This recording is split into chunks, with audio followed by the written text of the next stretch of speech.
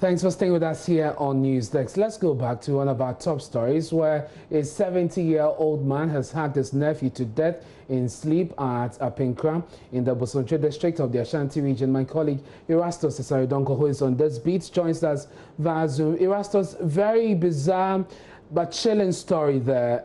What is the latest this morning from Apinkra? Well, so the suspect spent 19 cells at the Jachi police station. This morning, they are waiting for the coroner's report. The CID just told me that he has finished filing everything he needs to file on this man. The man has admitted to committing the crime, and so they are waiting for the coroner's report. And when they attach it to the docket tomorrow, he will be sent to court to face a preliminary charge of murder. Now, this disease lives with the uncle. Is he married? Does he have children? Do we know? No, he's not married. He doesn't have children as well.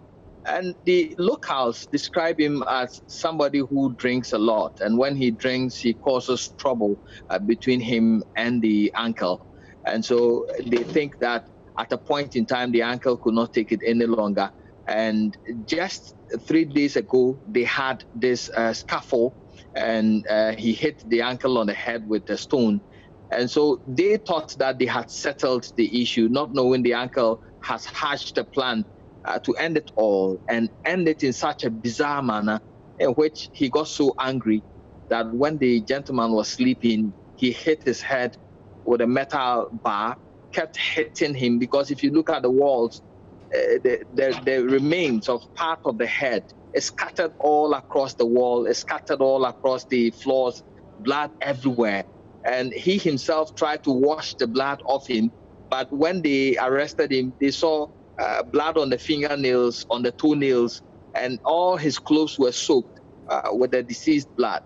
And so it's quite a bizarre way of retaliating for a scuffle that ensued the previous day. Now, this 70-year-old man, how long has he been living with the 41-year-old who is now deceased? For a very long time. In fact, they live in an old compound house. Because of the deceased behavior, I'm told, all the occupants have left the house, and so it's left with him and his uncle. And the uncle has been able to tolerate him for a very long time, I'm told. And so they are the only people who live in the compound house. Who are the other family members? Did you meet any in that house? And this 70-year-old, does he have, aside this nephew of his who is now deceased, does he have children, for instance? Who are the other family members?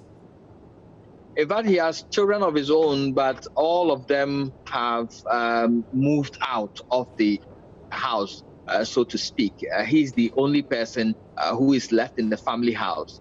Many of the children are outside. And yesterday, they came in a sprinter bus, about 12 of them, his children, who came around. He's the head of that particular family. So it's an extended family, very big. He's the head of that family. They describe him as a very calm person.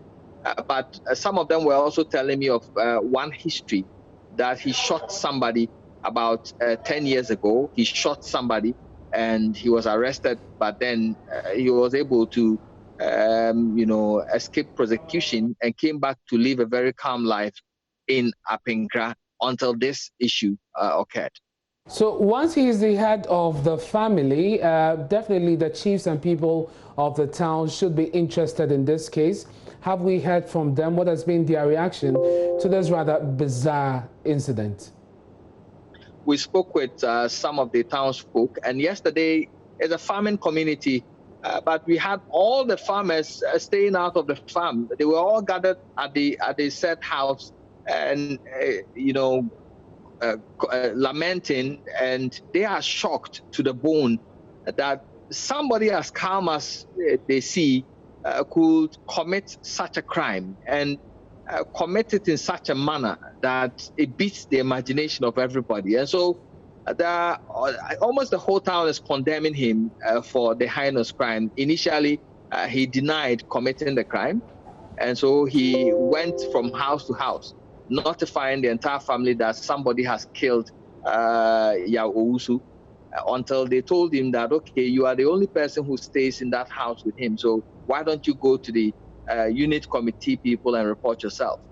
He did, and then he was handed over to the police, and it was when he was taken back to the crime scene with the deceased lying with half of the head chopped off, then he was forced to admit that, yes, I did it. I had to do it because he's a thorn in my flesh and I had to kill him.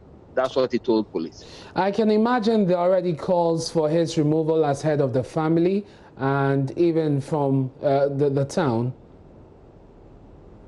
Yes, but that has not come up. There are those many who think that murder is a charge that he's not going to really run away from. They think that he's going to die in jail, because even before the case is called and the back and forth at the courts and everything, looking at his age, 77, they think that he will not really survive prison. And so many of them have already given up on him. They think he's going to die in there. So plans of banishing him from the community have not come up. But then they think that he's not coming back to the community at all because of the nature of the crime. So let's go back to the police now. How soon should we expect that he will be arraigned and this case moved to court? Well, I was told by the CID, I was chatting with him this morning, and he said he's finished with every investigation he needs to do. He showed me pictures of blood in the soul of the man. Even when we were looking at him at the police station, you could find blood stains, permanently locked on his toenails and the fingernails.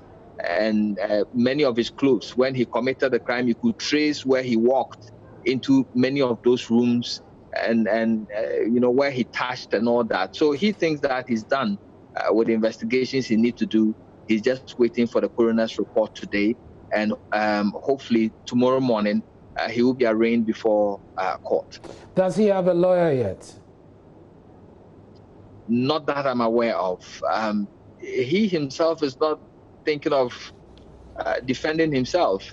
Yesterday you could see him, it is now dawning on him the gravity of what he's done. And so you could see him in that sober mood when we're taking pictures of his handcuffs and other things. The look on his face, a very sad look on his face of somebody who is now realizing the gravity of his actions. And so he is not raising any issues, but his children rather are the ones who I heard that they will be looking for every means possible to get their dad out of this trouble. As to how they're going to do it, they are not mentioning lawyers, but I'm sure that on court today they are going to do that.